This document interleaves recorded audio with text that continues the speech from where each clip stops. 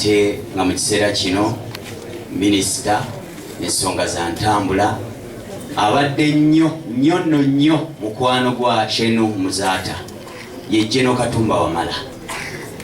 Taata tukwaniriza nnyo, webale kujja, webalire ddala General Katumba Wamala. Mwenna abali ku mukolo guno olwaleero nga tusiibula mukadde waffe Shenu Muzaata General waali nolwekyo ebyokwerinda gulugulu. Njagala okutwala omukisa guno okwaniriza abamuko abakulembeze mu bitundu bino, mwebale kujja. Honorable Kidandala badde nnyo mukwano gwa Sheera wali omu basembayo okujjako wano ng'agenda mu ddwaliro.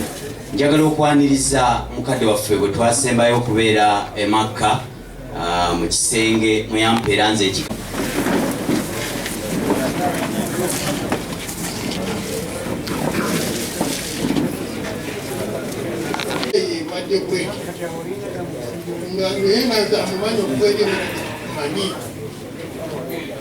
naye kikamu nnyo okuba nti akugenda nti mutima gwawe gwesisa okuba nti omusaala n'amaanyi gengeno taliiwo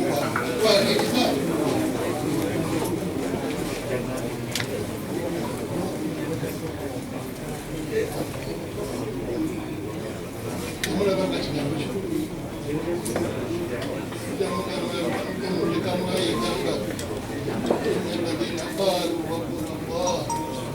ثم استقاموا تتنزل عليهم الملائكة.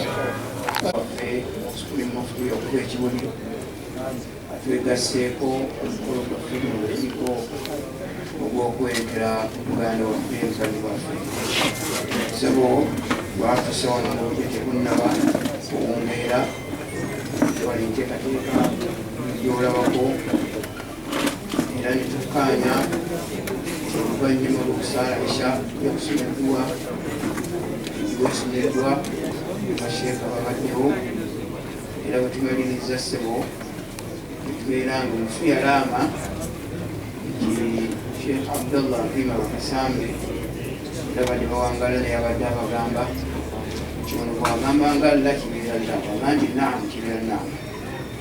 Omufu yagamba nti bwe mbanga nfudde oteekangako kompakiti zange ebeera yemu y'abantu naye kubanga nakiragire nti kompakiti esobola okuziteeka esawa yonna basheekhe bano ab'ebitiibwa abali wano abali mu bulumi okubalekera awo ebinnya bwe mwagende nayo obuyinza obuse bubangeebwa kubeera nga kirusiza nenakyakusoka okuwulira bulugero kyekaliwo nekunaaba kuteeka ku kompakiti naziteekako oluvannyuma era nensalawo netusalawo nti omukono guno ngwejje guli gwa kiro abakadde bwe babasooka songa abakadde be bandisembyeyo okubeera nga bakadde musikini bayinza okugumiikiriza okumala ku kiro. Era wano wenjagala okusabira Sheekh Zakariya ono okuba ekiyana naye ayongerezaawo sheekhe wakumi.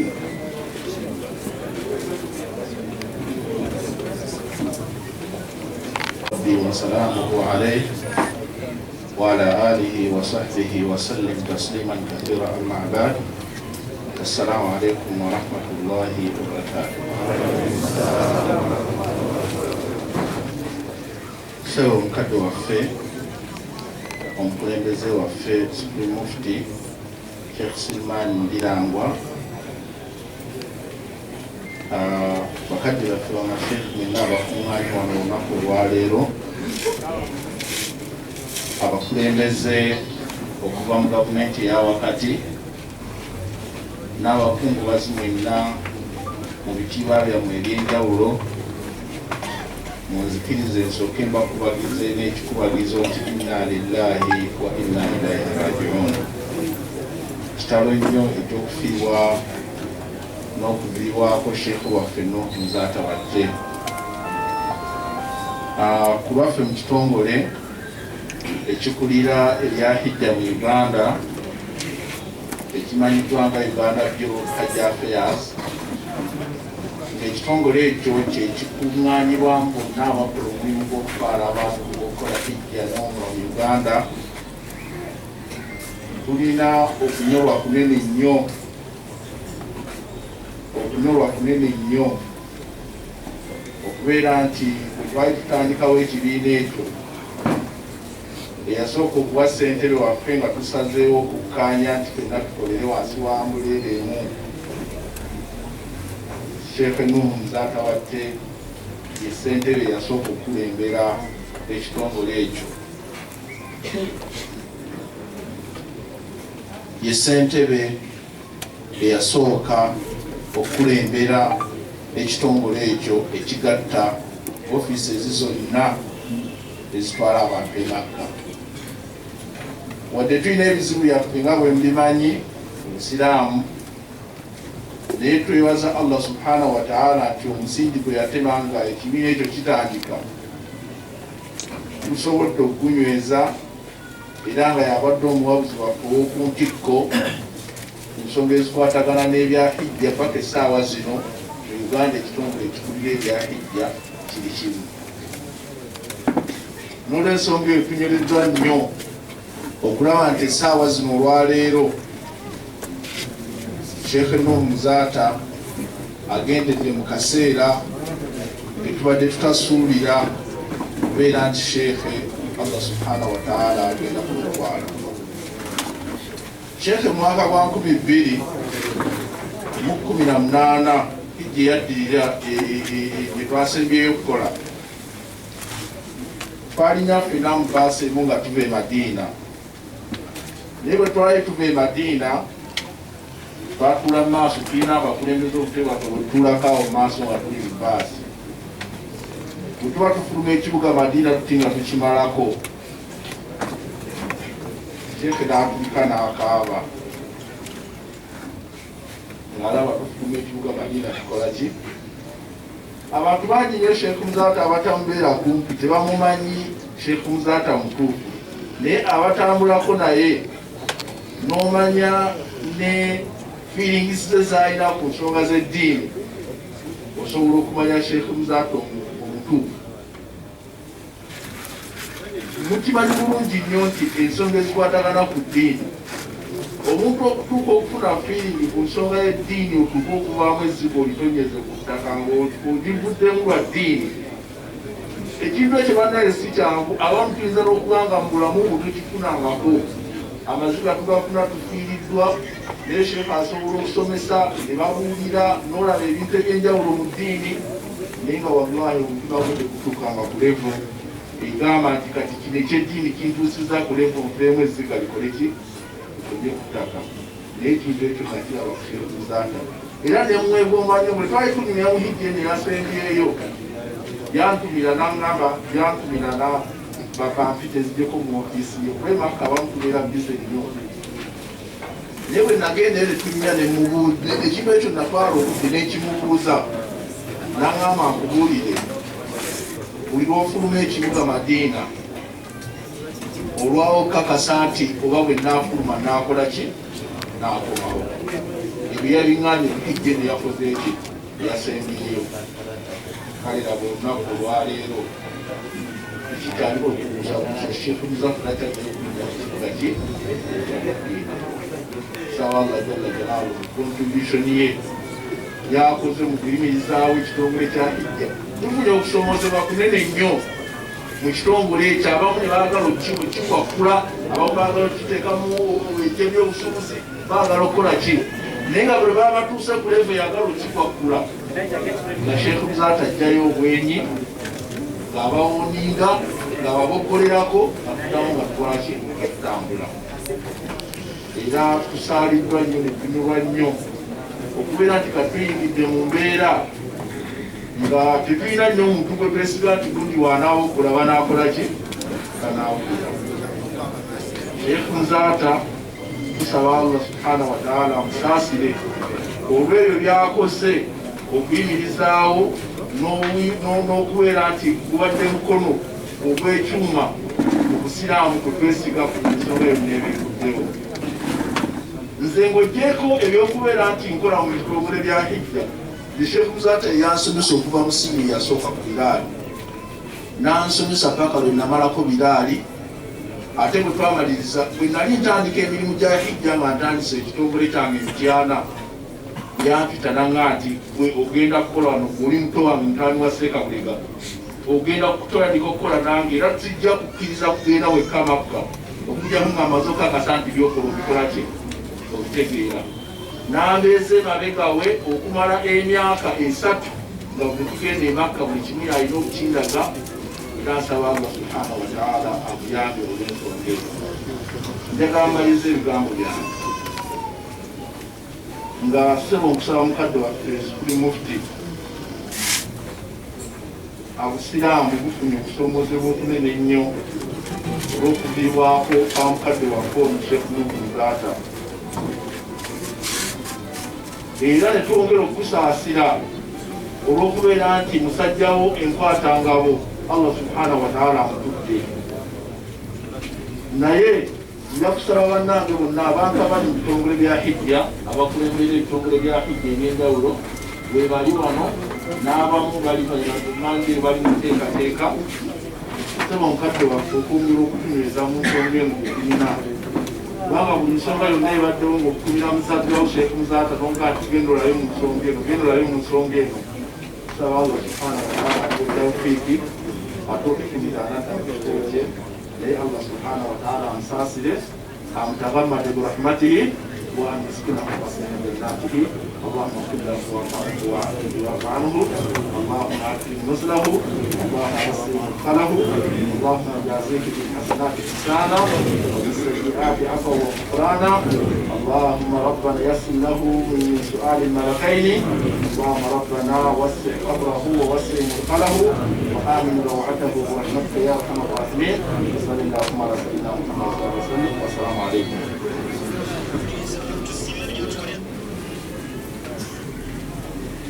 Alhamdulillah, musomesa wange mwenna mujja kunsonyiwa protocol olw'okuba nti tuli mu lukiiko emmanju naye wabaddewo akatono akanneetaagisa eyinza okuntawanyaamu naye nga bwenjiraba nsobola ogimalayo. Mudiru Mudara Sheikh Muhammad Kamoga, sebo omusomesa waffe Maulana Sheikh Salim Sebagala, wano wentunudde ndabawo meeya Oweri Makindye. Sagala kutandika kubayisa mu maaso ekiwali mu kyonna Sheikh Muzata kyabadde akola nakyo. Mbalaba wano sebatwala ebyeddiini munzikirize mu ddakiika gye ngenda okuyisaawo nja kusaba mukkirize nti puroguramu egituuzize manju yeeyammwe. Inna lillahi wa inna ilaihi rajiun.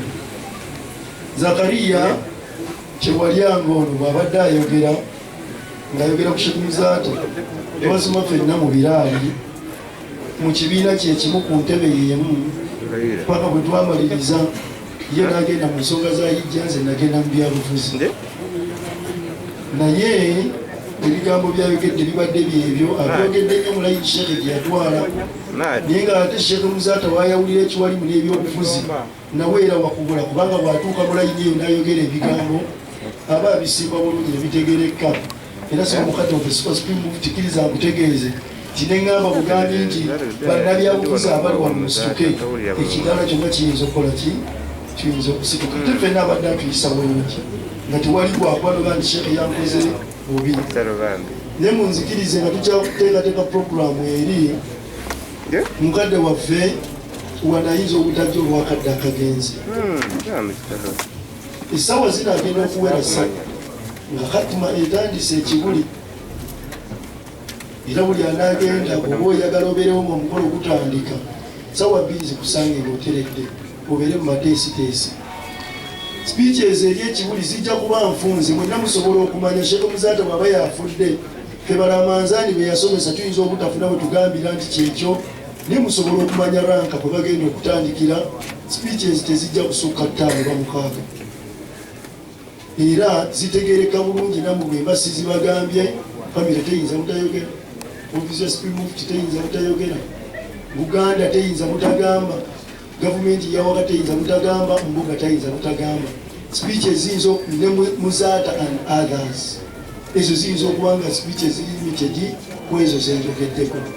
Oluvannyuma saa zino agenda okuwera 7 naddala baada salati dhuhuri awo oba kubaira oba baada oba buaida nga sola yakagwa tugenda kuyitawo wano sheekh oyo nyini maka gano kati omugenzi wano tagenda kuyimirirawo wano agenda kuyitawo kyokka nga ayita kukuba eribadde limuwesaawa wano agenda kigoogwa enteekateeka ffe gye tulowooza eri SOPs tulwanagana nazo eri naye nga tutegeera tulowoleza mu bantu kasanga 80,000 naye tulwanagana ne bajeti y'abantu 15,000 ate nga ssente nga batudde wano mwe muzirina feri tukola bajeti tulowooza omuzito gwa Sheikh Muzaata era n'entuuza gye twogerako ya ntebe 15,000 n'emiteeka nga bibiri agenda okufaanana naye nga SOPs tugenda kulwanagana nazo mu kifaananyi ekyo kubanga tetwagala kuteekawo mbeera eyawukana na biragiro by'abasawo. Nja kusaba mukkirize nti ebigambo ebigenda okwogera bingi naye naye Sheikh alina kye yayagala. Sheikh Yasin wanagibwako ebigambo yagambye nti Sheikh yagamba abanayogera ekirabo wali mubabeere batono bateekemu ebigambo ebyo byeyayogera naye ateeka okuba yabyogerwa n'ekigendererwa nti buli lwayogera naawe n'ofuna kyewamuyigako n'ogaa nti Mungu amusaasire. Oluusi kikola nnyo ffe bamaseeka abamu mwatukyawa nyinza okwogera ebigambo nga wankyawa naye ngaekyankyaya babba nayogera ku muzengo omubi nga bwe nakedde wannenga nti abanga abatubika nga tetunnafa fe abeesimyewo bwe munaatubika tunaafuna abatulonda bulya bulungi seeka mwamulika okuva Mande paka olunaku lwajjo ng'ayogera bulungi ng'alya bulungi anywa bulungi naye ng'okufa kwe kwabadde kwa leero naye mwamutandikako dda kyokka abantu ababeera ku masimu ne Sheikh nga bwabaddeko oluusi social media nga yeeraba abantu bamubika olowooza omuntu omulwadde afuna kifaananyi ki. Nja kusaba mukkirize mulayini ate mutukoze bulungi waliwo nga nti yaleese irimu ya Sheikh yonna ku flash eno Shafiki bw'onoobeerawo ogenda kuteeka mu flash eno mukaasha okikebereko irimu ya Sheikh yagamba okuva kati paka ku makyebere irimu ye naye olwokuba ndi yagamba nti ebintu byonna mu maka gano tutunulira Sheikh Abdullahi bakasambe era twalowooza nti yalinawo akajja akaggulawo katono kubanga yagamba nti yaligamba ngaekyenkomeredde naye kyatayogerako teyakayanya bigambo bya nabbi byeyagamba dhukuru mahasina mautakum kyabange mwogere ebirungi ku bafu bammwe ebyo Zakariya ono kyewalyanga byabadde ayogera ku Sheikh Muzaata. So buli gwe tuleeka wano eno tusuubira kwogera ekyo dhukuru mahasina mautakum naye ngaebyayirimu yagamba nti eyiye mumalira era tujja giteekamu abanaaba boogera ku nsonga za Sheikh oyo bwe banaakoma. So mukadde waffe generaali muzukulu wa Mugema naffe ab'enkima tukangabiririza ku oyo oli bwankwatako nga ngamba tulinayo Jeno Katumba wamala katwakonyere Pulezidenti Katumba wadde abamukuma badduse emisinde miyitirivulikanaku enkima kati egenda ewera nze bwe naafuuka mmeeya w'e Kawempe Lukwago Lamanzaani nga tulina omusajja ng'Eriyasi Lukwago oba oliawo n'abalala ne tubayo ne Pulezidenti nga ye Katumba naye adduka nnyo kakati ate tulina ne generaali oli mukwano gwa Sheikh kano nkayisiza obuyisa ngera Sheikh bwabadde atutambuza kubanze nasoma ku ye obubaka bwatuuse amabugo gatuuse wano tuli beerufu tulina n'abagawandiika balinga 7 miliyoni gye waweereza ng'entandikwa yatuuse era tugitemaatema ku kyeggulo gye tugenda okulyako nekkiriza olw'okuba obuvunaanyizibwa bungi ebigambo by'obyogere ate bw'onooba osobodde okgenda ekibuli oba oliawo era onoobyogera ate n'ekigoogwa kubanga ono abadde munywanyiwo. Saba mukkirize ntwale akazindaalo kano oba aliawo katuuke ewajeno ekirungi ajja kuba atudde mu Super Supreme Mufti ebigambo bwoni oboogera sebo ojja kuba oyimiridde mu kifo kituufu.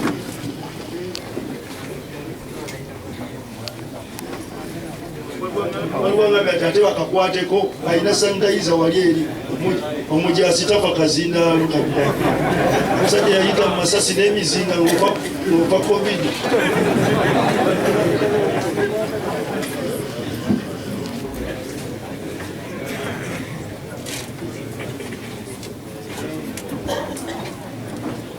Sebo Supreme Mufti Sheikh mwenna abali wano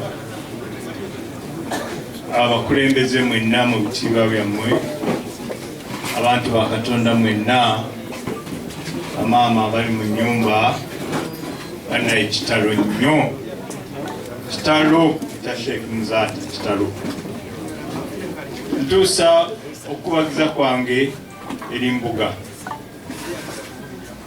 ntuusa okubagiza kwange eri Supreme Mufti mukama wange ne bwe nakunoonyeza kasimu amanyi omukwano omugenzi bwe guba muti mu kibira guno muvule gwe gugudde obuti obulala bugwa ne buta ekibira ne kitayuguuma naye omuvule gugudde ekibira kiwuguuma.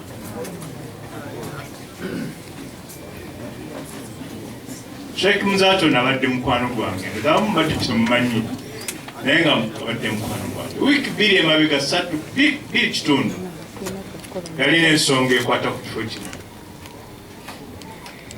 twasisinkana kuba high temper n'ambulira ebizibu bye yalina netubikwatako nga simanyi era sikirowooza nako Sheikh ajja kugenda mu ddwaliro mu kiseera ekitali tewa. Mutabani wange Ibrahim Sekate sebo Supreme Gwentero Batumiro oyo eyantusaako amawulire nti muganda wali ku kitanda temugamba nti ali ku kitanda yagenze ddi ku kitanda temu ku kitanda naye si kyamaanyi alabika ka pressure era nemubuuza nti nsobola okugenda omulaba nga nti bagenda tugira tulindako bamale okumutereza bayitawo olunaku lumu nanga nti tebakkirizayo munda okujjako omwana oza abadde wano mulabye yekka yasobola okukola ki okutuukayo natulowooza bintu bya mpola mpola ngaera tulina essuubi nti mukwano gwaffe ajja kugenda naye waffe mu ddiini tugamba nti Katonda obulamu bwaffe buli omu yabukola ng'enta buli omu alina oluta lwe oluta olwange si lwe lulwo naye ng'ate buli omu alina oluta lwe naye nsaba Mukama Katonda eyatuwa Sheikh Muzaata n'amuwa ebirabo ebyo byabadde alina ebyokubuulira nti oli bwereere yambala ki bulungi ebyokubuulira nti Katumba wano otambudde bukyamu si bwe kirina okuba ng'ate akyogeza mutima mulungi eky'obuteekwekerera bantu bw'oba ng'oli wano nga Sheikh Muzaata alina kyeyayogera nekikwatako ba wano ng'okitutte leero kyenyumirizaamu abadde muntu ayogera ebigambo ebiri abamu bye bagaa nti biringa omususa naye ng'ate alina omukwano tawala na muntu.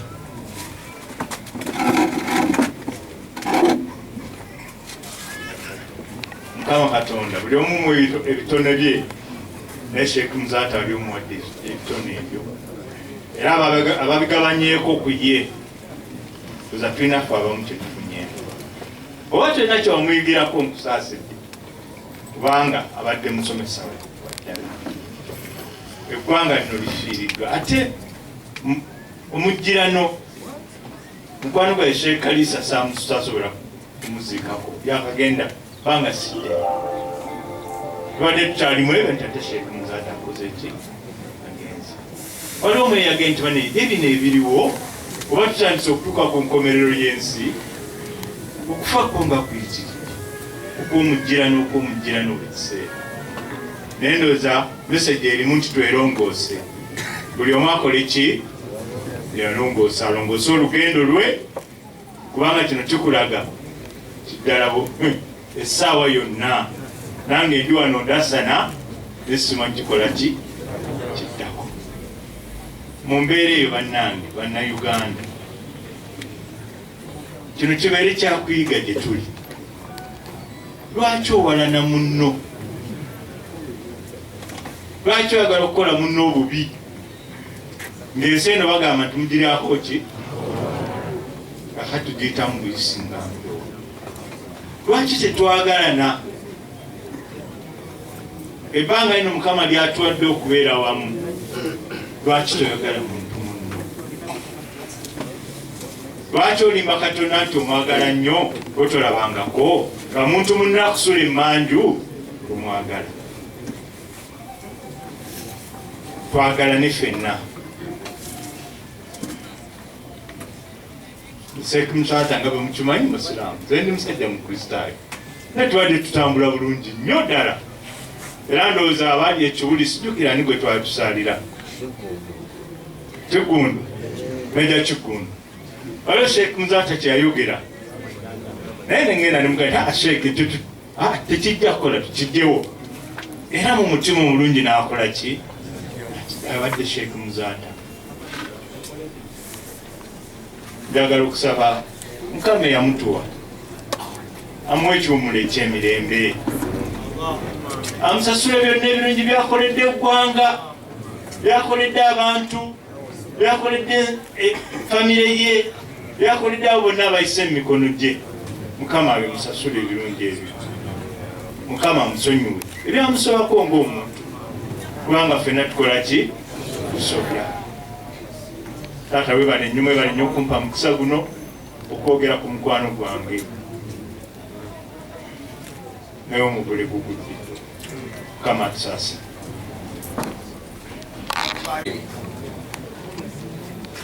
Mukadde waffe Sheikh w'amaka gano era omu ku bamasheekh abakulu Sheikh Abdallah Bakasambe, mukadde waffe Imaamu omukulu w'omuzikiti gwe Wandegeya era mmemba w'olukiiko olukulu olw'oku ntikko olw'obusiraamu Hayatul Kibarul Ulama Sheikh Muhammad Kiza Kasule, Oweekitiibwa Minisita, Meya, abafuzi ba gavumenti ey'owakati ne gavumenti ya Ssaabasajja Kabaka, abagenyi ba Sheikh Musaata batasobola kwaniriza kati mu biti byammwe eby'enjawulo, assalamu alaikum wa rahmatullahi wa barakatuh.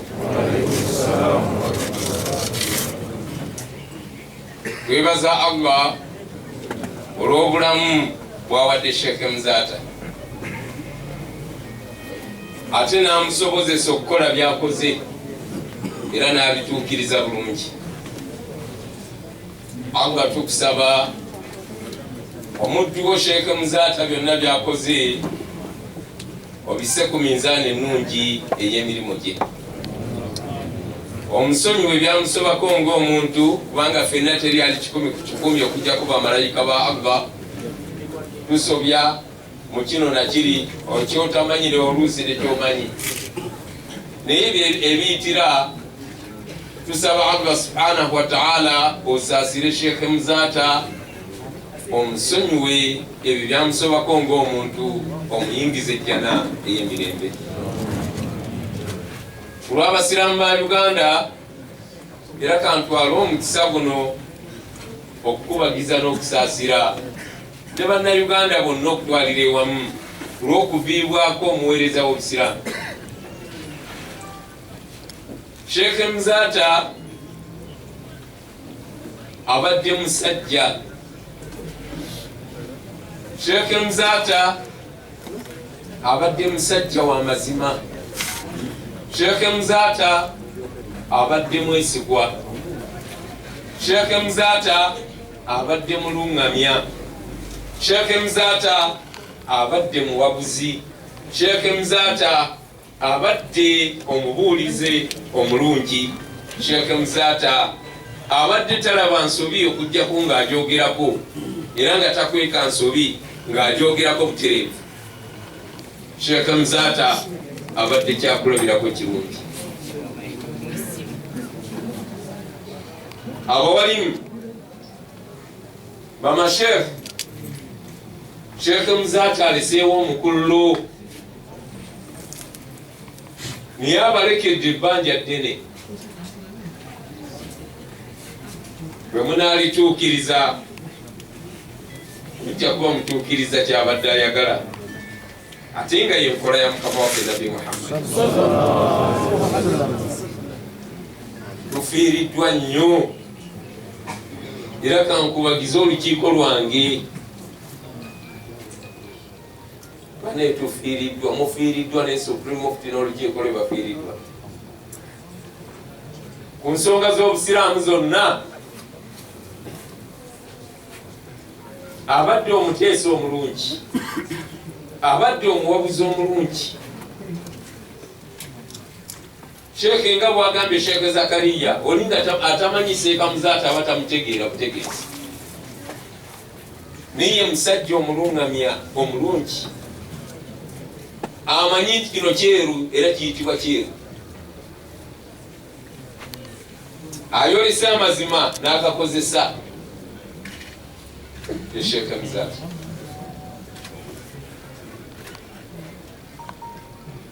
Omulwanirizi w'amazima bwe yamanya nti obusiraamu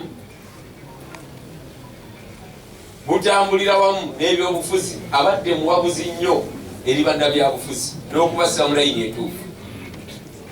Ng'era bw'abadde omuwabuzi ku ludda olw'eddiini okulungamya abantu n'okubassa mu kkubo eggolokofu. Bw'atyo bw'abadde Sheekhe muzaata. Naye tusiima okugera kwa Allah, era Allah tusiimye okugerako, kubanga tetuyinza kuwakanya. Kyoyagala kibeera era kibadde. Muzaata gwa omutuwa ate gwa omututte. Tobuuzibwa ku kyokoze Allah, ate ffe tugenda kubuuzibwa. Naye ayi Allah, muzaata byonna byakoze bifuula ennunuzi emuyingiza ejjana.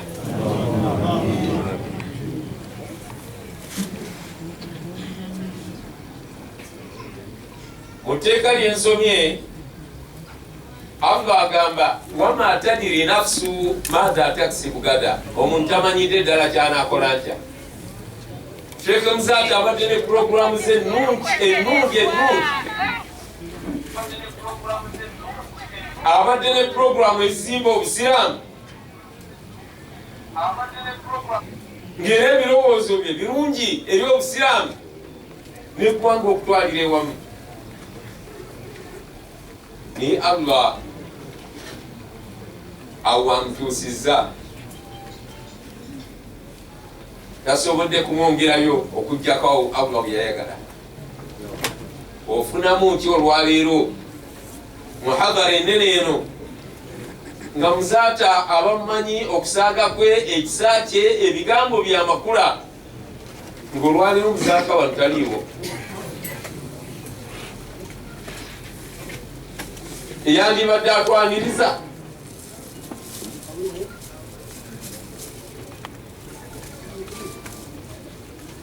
webuulirire, noono omubuuliza atayogera ayitibwa kufa. Naye mazima ddala kufa abuulirira.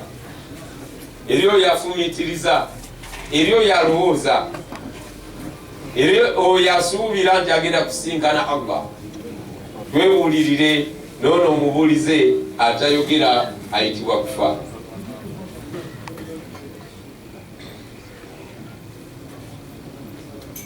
Muzaata ku mazima abadde alwana butaweera, amazima goolesebwe. Muzaata abadde asaasira omunafu bw'abanga yenna nnyini haki ng'amulwanirira haki eyo agifune. Muzaata abadde alwanyisa ow'amaanyi bw'amanya nti mulyaza amaanya ayagala okulyaza amaanya. Muzaata abadde alwanyisa omuntu oyo omunafu afune haki ye. Tufunemu ekyokuyiga, tusse mu nkola amateeka ga Katonda, tulongoose akawunti zaffe mu maaso ga Allah. Nga bwe mukimanyi, ne bw'osayininga akatabo konna akakyeke n'okamalako nga ku akawunti tekuli sente, amateeka g'edduniya tebakusiba. Naye mumaze okwekakasaako nti akawunti zammwe ziyimiridde bulungi mu maaso ga Mungu,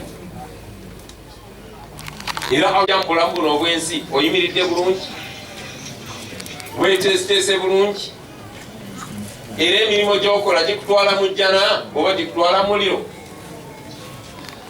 Weebuulirire, noono omubuulize atayogera.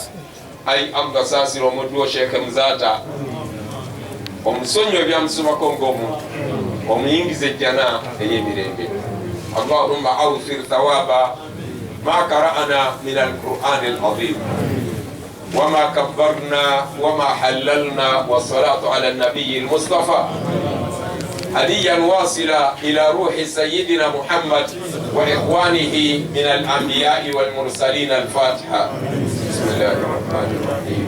الحمد لله رب العالمين الرحمن الرحيم مالك يوم الدين إياك نعبد وإياك نستعين اهدنا الصراط المستقيم صراط الذين أنعمت عليهم غير المغضوب عليهم ولا الضالين. وإلى جميع أصحاب رسول الله أجمعين وأزواجه أمهات المؤمنين بأن معهم بعفوك وكرمك يا أكرم الأكرمين. الفاتحة. الحمد لله رب العالمين الرحمن الرحيم مالك يوم الدين إياك نعبد وإياك نستعين اهدنا الصراط المستقيم صراط الذين أنعمت عليهم غير المغضوب عليهم ولا الضالين. وإلى التابعين وتابع التابعين بإحسان إلى يوم الدين. الفاتحة. بسم الله الرحمن الرحيم الحمد لله رب العالمين الرحمن الرحيم مالك يوم الدين إياك نعبد وإياك نستعين اهدنا الصراط المستقيم صراط الذين أنعمت عليهم غير المغضوب عليهم ولا الضالين. واغفر وارحم شيخ نوح ذات والدين. اللهم اغفر له وارحمه واسكنه في الجنة. اللهم ادخله جنتك برحمتك يا أرحم الراحمين. اللهم غسله بالماء والثلج والبرد ونقه من الخطايا والذنوب كما ينقى الثوب الأبيض من الدنس، وأبدله دارا خيرا من داره وأهل خيرا من أهله، وقه عذاب جهنم. اللهم ادخله جنتك برحمتك يا أرحم الراحمين. الفاتحة. بسم الله الرحمن الرحيم الحمد لله رب العالمين الرحمن الرحيم مالك يوم الدين إياك نعبد وإياك نستعين اهدنا الصراط المستقيم صراط الذين أنعمت عليهم غير المغضوب عليهم ولا الضالين. يا أرحم الراحمين ويا أكرم الأكرمين ويا أجود الأجودين يا رب العباد اغفر وارحم شيخ نوح ذات والدين. اللهم اغفر له وارحمه واسكنه في جنة النعيم. الفاتحة. بسم الله الرحمن الرحيم الحمد لله رب العالمين الرحمن الرحيم مالك يوم الدين إياك نعبد وإياك نستعين اهدنا الصراط المستقيم صراط الذين أنعمت عليهم غير المغضوب عليهم ولا الضالين. آمين. اللهم اجعل قبره روضة من رياض الجنة. اللهم اجعل قبره روضة من رياض الجنة. اللهم ادخله جنتك برحمتك يا أرحم الراحمين. الفاتحة. بسم الله الرحمن الرحيم الحمد لله رب العالمين الرحمن الرحيم مالك يوم الدين إياك نعبد وإياك نستعين اهدنا الصراط المستقيم صراط الذين أنعمت عليهم غير المغضوب عليهم ولا الضالين. آمين. اللهم ارحمنا إذا صرنا إلى ما صاروا إليه. اللهم ارحمنا إذا صرنا إلى ما صاروا إليه. اللهم ارحمنا إذا صرنا إلى ما صاروا إليه برحمتك يا أرحم الراحمين. اللهم ارحم موتانا وموتى المسلمين الذين شهدوا لك بالوحدانية ولنبيك بالرسالة وماتوا على ذلك. اللهم اغفر لهم وارحمهم وعافهم وعاف عنهم وأكرم نزلهم ووسع مدخلهم ونقهم من الخطايا والذنوب كما ينقى الثوب الأبيض من الدنس. ربنا آتنا في الدنيا حسنة وفي الآخرة حسنة وقنا عذاب النار وأدخلنا الجنة مع الأبرار يا عزيز يا غفار يا ذا الجلال والإكرام. ربنا آتنا في الدنيا حسنة وفي الآخرة حسنة وقنا عذاب النار وعذاب الدين وعذاب القبر وعذاب الفقر وارزقنا النظر إلى وجهك الكريم برحمتك يا أرحم الراحمين ويا نعم المولى ويا نعم النصير. غفرانك ربنا وإليك المصير. دعوناك ربنا كما أمرتنا فاستجب لنا كما وعدتنا إنك لا تخلف الميعاد. وصلى اللهم على سيدنا محمد وعلى آله وصحبه وسلم والحمد لله رب العالمين.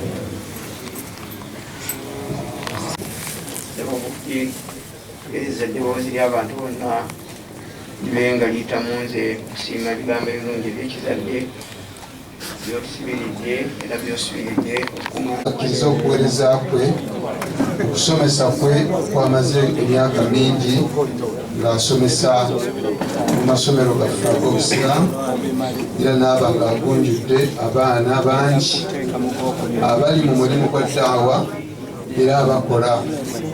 Era omulimu ogwo agenda kugabanamu empeera nnene nnyo mu maaso g'owekitiibwa Allah subhanahu wa ta'ala.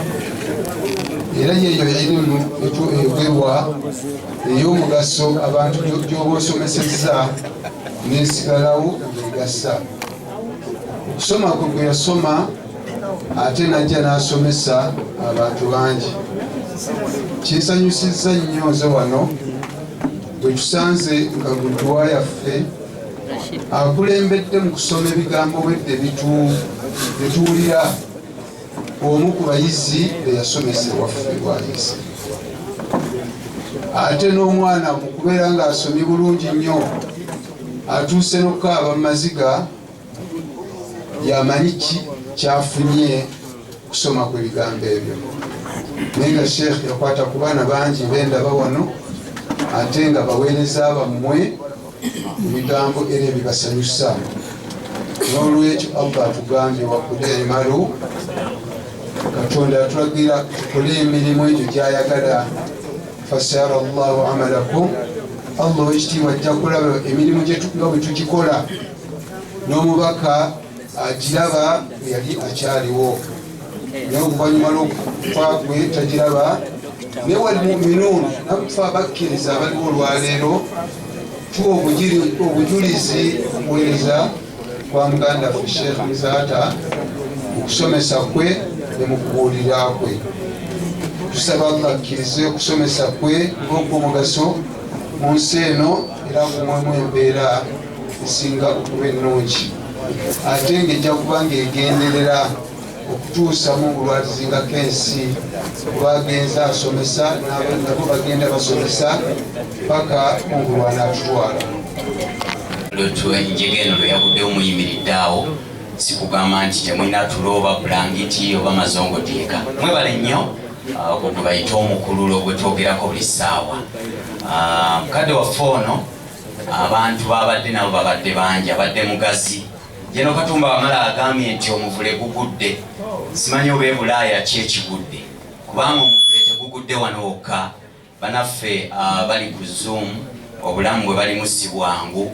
Haji Yasin Ssekimwanyi alina gwasindise wano Salma abangambye otuuse. Babale nnyo webalire ddala okujja ku lwa Ssekimwanyi. Bamalende bakiikiriddwa Haji Ssekabembe Ali. Musikirize nsaasire ebitongole bino bisatu. Ebitongole bino bisatu simanyi kye bigenda kukola. Bwe twaviibwako Dokita Abdunur Anas Kalisa, Sheikh Muzaata yasinzira Kibuli n'agamba nti oba abasalamu kyali tebagenda kukola ki? Kati nsinzira wano ne mbuuza nti oba abamuzaata and others bagenda kukola ki? Bwe tutyo bwe twebuuza. Nze yanze okusanga buli kiro nga saayita mu Muzaata, saayita Mityana, naye nga omukulu ono bwe baali bwe twali e Makka nga takukkiriza kwebaka. Kirira nayamuka, kirira otuuka e Madina, genda byebyo. Ekitongole ekyokubiri Pale FM kwabadde akola program live, ekyo nakyo mu Kisaasi, kubanga program eyasembayo gye yalina okukola abaana baatuukawo n'abagamba nja kukola wiiki ejja mpuliramu akantuutu. Ekitongole ekyokusatu ye Salaamu TV kwempeerereza. Muganda Muhsin Kalisa mulabye awo ngazze embeera yeeyo ebitongole ebyo. Munzikirize enyanirize muzzukulu wa Kasujja oyo mutabani wange mwana bali babiri Hamza Sebunya kanyongereko Lema Namakula dokita yo mutabani wange Hamza Sebunya oyo bali nnyo balire ddala okujja banaffe. Wa alaikum salaam wa rahmatullahi wa barakatuh. Haji Lukumbi nawe sebo webale okujja webalire ddala. Wa alaikum salaam wa rahmatullahi wa barakatuh. Kwekola ku bimanyi Allah amusasire nawe akunyweze. Ali ate mu mukamwana wange alhamdulillah bange Lema Namakula ali bulungi nnyo. Ono mutabani wange nebya ddala kuluwe mukulu wange yava mulamu wensi naye yeddadi wa Dr. Hamza Sebunya. Zikiriza nsuleseeko ono omuto. أعوذ بالله من الشيطان الرجيم.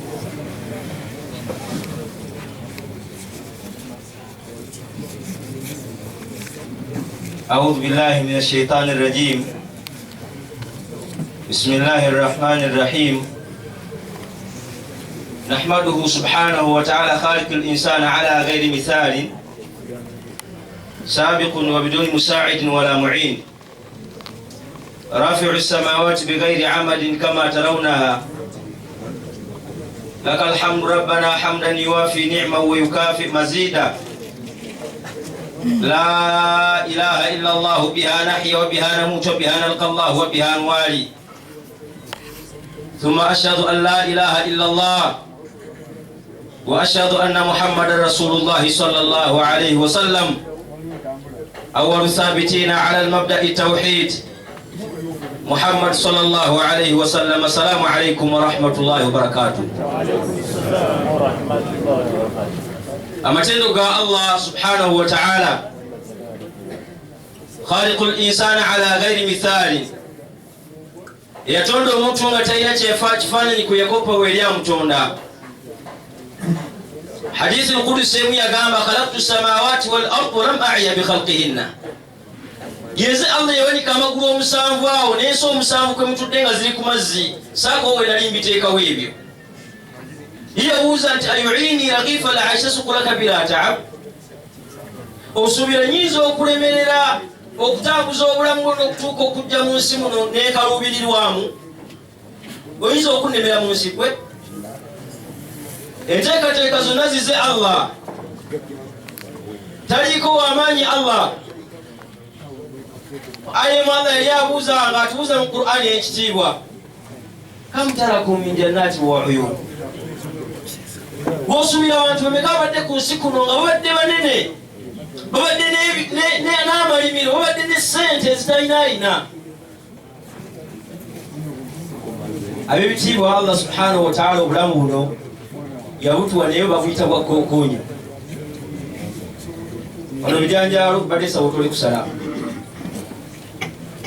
Assalamu alaikum warahmatullahi wabarakatuh. Taata ono y'omu ku basajja abaali abagagga mu ggwanga lino Uganda.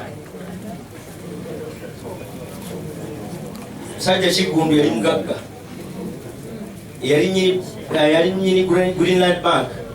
Taata oyo genda ye butambala bwe bamuziika n'omuddo kwe guli. Yaleetanga gavumenti kuno nga zimunoonya. Watyo Allah subhanahu wa ta'ala buli lukya ajja alina bajjamu n'aleeta abalala. Omuntu akeera kumakya n'ayogera ebigambo ng'alowooza akyaliko. Allah bwe yali abuuza mu Qur'ani ey'ekitiibwa, yali atulaga mu Qur'ani ey'ekitiibwa ng'alaga nti teri gwe yali atonze wa maa ja'alna min qablika al-khuld.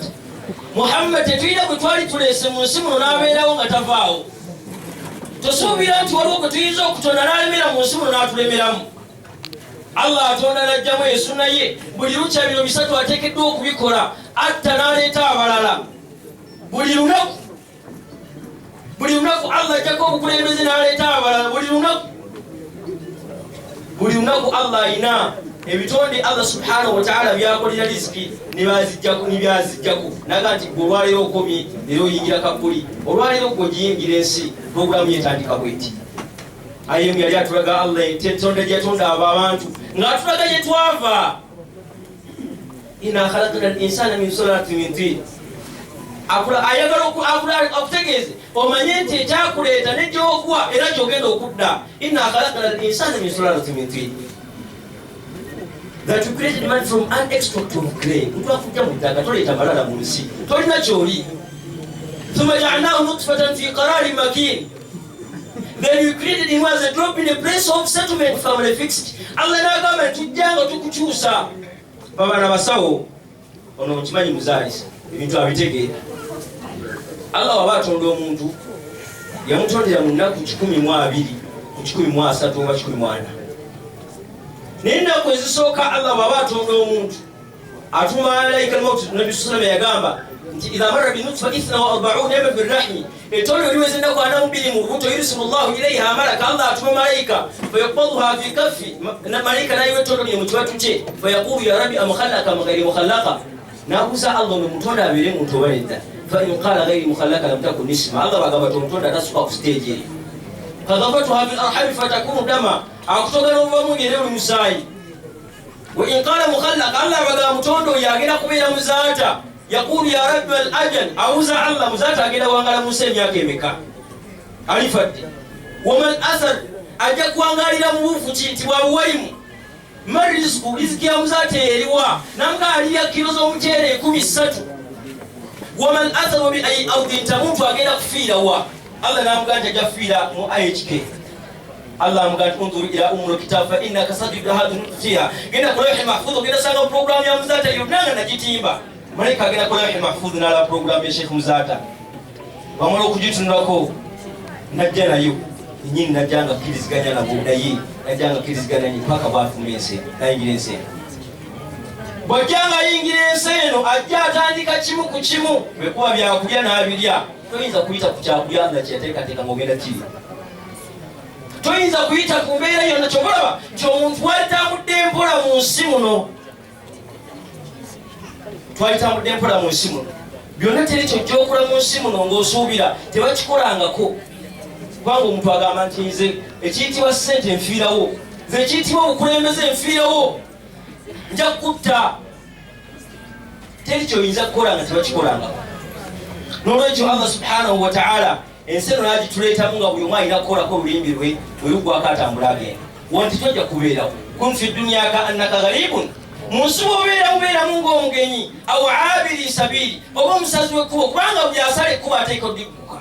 Keribe nga ddene lijja, keribe nga liri bize lijja, oteekeddwa okuligguka. Twakaziika Dr. Kalisa, sawalla musonyi ebyamusobako. Mwalimu omu yabadde asomesa n'agamba, yadde twali twogera naye, nagali yabadde ayogerako ne Sheikh Mutuhe. Naye n'amugamba nti bwe yayingira ofiisi ya Dr. Kalisa, basangawo akapapula ku tebo ye nga kuliko peeni ne galubindi, nga akapapula ako kaliko tomorrow's program. N'ateekako bagenda okusinkana bracket nga teddewo Thursday, kubanga yafa Lwakusatu. Allah amugamba, Kalisa tugenda kuddayo kugula ofiisi eno paka olinsinkana. Buli atudde wano njagala okimanye nti oyinza obutaba wano kuddaka agaddeko Allah yakamanyi. Ate yabisala amma yafaalu, Allah tetusobola kukuŋŋaana kumubuuza lwaki akoze kintu tola muzaata, nedda. Wahum yusalun, ate gwajja kubuuza singa omunenya. Allah asobola okukola ekigambo ekinene naawe ne weewuunya, kubanga ye puroguramu ye gyayagadde okukola mu nsi. Tabuuzibwa singa aba alina kyayagadde okukola. Allah asobola okuttira maamawo mu mwaka gumu, nattiramu kitaawo, nattiramu bagandawo, nattiramu abantu bo, n'akuggyako bizinesi. Allah n'akuzza ku ziro. La yus'alu amma yaf'alu. Tokeeranga ku makya n'ogamba tuwandike ebbaluwa mu lumbe luno nga tubuuza Mungu lwaki yasemaama. Kisoboka. Nnyo Omusiraamu namusinkanye waayisaawo ennaku ziringa 4. Asula kati ennaku eno kazo apangisa vubuka. Wallahi abadde afunye kasente. Mahadi Kyamundu aliwo. Seka Mahadi Kyamundu aliwo. Mulabye guli wali. Oli mumanyi oli. Oyo mwalimu ono gwenjogerako amumanyi. Omuvubuka oyo abadde kuno ng'azimbye akayumba keeyo. Abadde azimbye akayumba ke, afunye kasente, yava mutambala ewaffe. Mu biseera bya COVID ebyo yava mu kyalo eyo, ne bamukubira essimu nti nnyoko musima muganda omulwadde najja nga anoonya emmotoka egenda otwala muganda we mu ddwaliro n'afuna mukwano gwe yali mugagga n'amuwa emmotoka eri mu miliyoni 4 plus yali mpya kubanga yalina sitiika avuga emmotoka n'agenda mukyala gye muganda bamutwale mu ddwaliro tukira wa radisi n'amuwa ebbaluwa n'amuwa omusirikale ne bagenda ne bafuna abantu bena abatwala mu ddwaliro bamala okuwona abazzaayo allah n'abawa accident bonna ne bafa emmotoka neggwawo yonna yenkali yasigalawo bamala okumala yagenda okudda engulu ng'ali mu ddwaliro omugagga akuba essimu abuuza nti oyo waali nti ye mumumpe namugamba emumala okuziika komyawo emmotoka yange gyenjagala ne bamala okuziika lyagenda mu kyalo agamba nnyina tukole jjo okusasula omusajja emmotoka ndi bubi aŋŋanda ajja kunzita nange mama n'agamba tutunde ettaka ne batunda ettaka lyonna n'ennyumba kwe yabadde najja n'atunda ennyumba ye najja n'atunda bizinensi najja neyewola ssente asobole okusasula omugagga n'asigala mumanya miliyoni 25 amala okumusasula anoonya okusula talawo nyina naye talina gyasula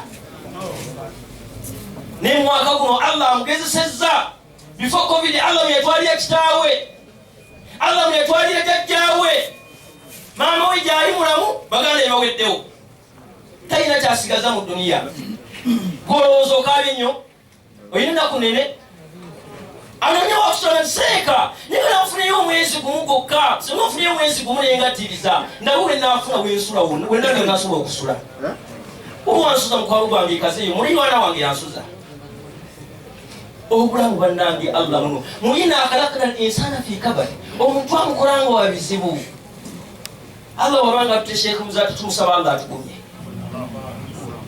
tulowooza nti waliwo ebitabangawo mu nsi muno nojjanga otambula mu nsi otegeeza ensi nga bwoli omunene who are you are nothing tolina kyoli omanyira abantu tolina kyoli nzayogere